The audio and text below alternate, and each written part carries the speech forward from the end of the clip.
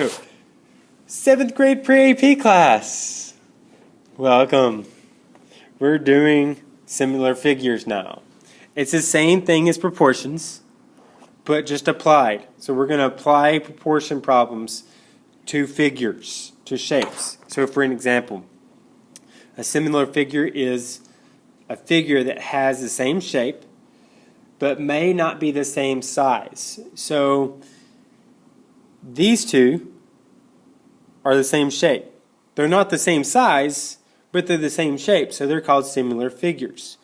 This one is not the same shape or the same size, so it's not a similar figure. Now there's ways that you can tell things are similar by math, and it's by using proportions. But first we have to learn like different parts that we can show that something is similar. Congruent angles. Angles with the same measurement. So basically the same, like 90 degrees is 90 degrees. If they're on two different shapes, they're both 90 degrees, so they're congruent. So things that are the same. That's what congruent means. Congruent angles. Similar polygons are two or more polygons with corresponding congruent angles, and their sides are proportional. Kind of like this. A polygon is a shape with more than one side. So let's say this triangle and this triangle. This angle is 30 degrees. So a corresponding side would be this angle. And the reason why we say corresponding side is because we're not going to compare this angle to this angle. That wouldn't make sense. We have to compare corresponding angles, which means the same angle on each shape. Alright, if they're the same, then they're congruent angles. The other thing we have to check is see if our sides are proportional. So if this is 2 over 4, and this is 1 over 2, we know that this is 1 over 2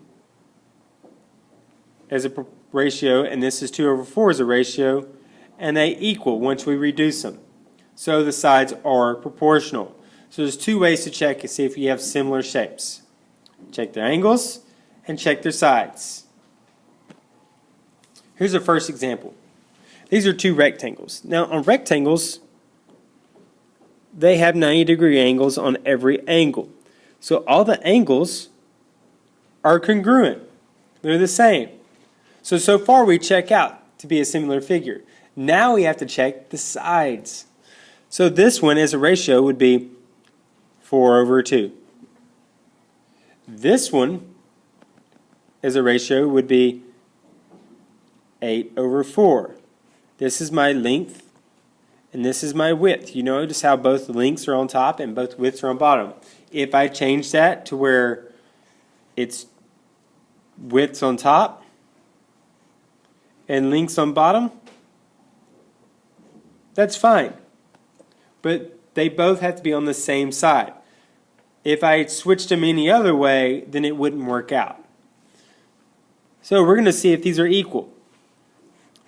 If I reduce this side, I get 2 over 1, which is equal to 2 over 1. So they both reduce to that. So guess what? It's proportional. If we had switched it over here, we would have gotten 1/2 is equal to 1/2, which also checks out. So it doesn't matter which way you do it, as long as you're comparing the proportions. So let's do another one. Rectangles again, so all the angles are 90 degrees, so we're good with the angles. Now we compare proportions. 3 over 8. This is width, this is length. So over here I'm going to do 4 width over 10 length. Now I'm going to reduce them. I can't reduce 3 over 8, but I can reduce 4 over 10 to 2/5. Now is 2/5 equal to 3/8? No. So these are not proportional shapes. They're the same shape, They're both rectangles. They're different sizes, and they're proportionally not the same because the ratios are different. All right, let's try these. Let's see if these are proportional. So we're going to set a proportion over here. I'm going to do 3 over 1 and see if that's equal to 10 over 3. Well, 3 over 1 is already reduced. It's 3 over 1. And so is 10 over 3. So we automatically know that these are not proportional.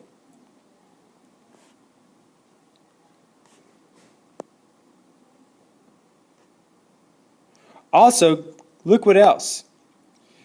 When we talk about proportional objects, the corresponding angles also have to be congruent. They have to be the same. Well, we didn't even have to do this because these are different. That's 20 and that's 10. So we could have just stopped there. Let's do another one. Let's do a different type of problem. Here it's telling us that the two triangles are similar. Now it wants us to find the missing side. So because they're similar, we know they're proportional. So we set up a proportion. This proportion would be 4 over 10. So if I set it up that way, on this side it would be 2 over x. Now I want to find what x is. So I do cross multiplication. Bring down my equal sign, cross multiply, I get 4x equals 20. Most of you already know what this is, but I'm going to keep going. I divide by 4 on both sides, and I get x is equal to 5. So this side is 5. And that's it. So here's another one. It's a different kind. This is the one that most people miss. Now it's a triangle within a triangle. There's a bigger triangle.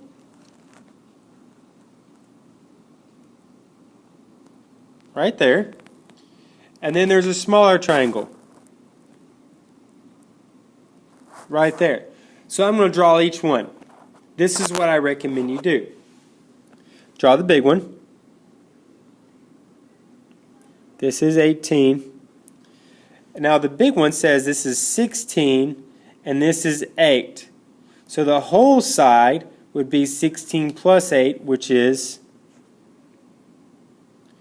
24.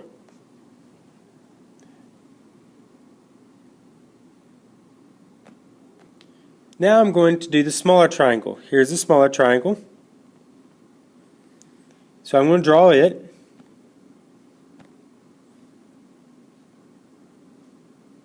This side's x and this side is 16. Now that I have both triangles drawn, I can actually get rid of the bigger one. Now I can set up my proportions. This one's 18 over 24 equals x over 16. I do 24 times, bring down my equal sign, 24 times x is 24x, and 16 times 18, which is 288. Now that I have 288 equal to 24x, I can solve it like a normal problem. The way I get rid of 24 is dividing by 24 on both sides.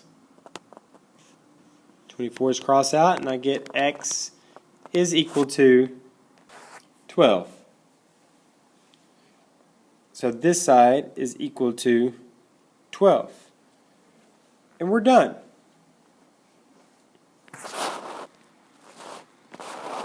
And that's it, folks. But wait a second. Let's go back. I'm going to teach you something else. Now, there is something that we're going to talk about with similar figures, and it's called a scale factor. And scale factors help us get from one figure to the other figure. So like over here, what did I multiply 24 by to get 16? Well, I multiplied it by which we don't really know what that is, because 24 times something gives me 16. We're basically getting smaller. So let me show you on a simpler problem. Let's go back to this one. I went from this one to this one. How did I go from 10 to 5? Well, I divided it by 2. Or I multiplied by a half. So let's do the 4. 4 times a half is 2. This half right here that you're starting to notice while you do these problems is called a scale factor. In other words, I can multiply it to all the sides and I get all the sides on the other triangle. It only works on similar figures. Now we'll talk more about that later, but I at least wanted to show you now so you'll remember it later. Now, that's the end.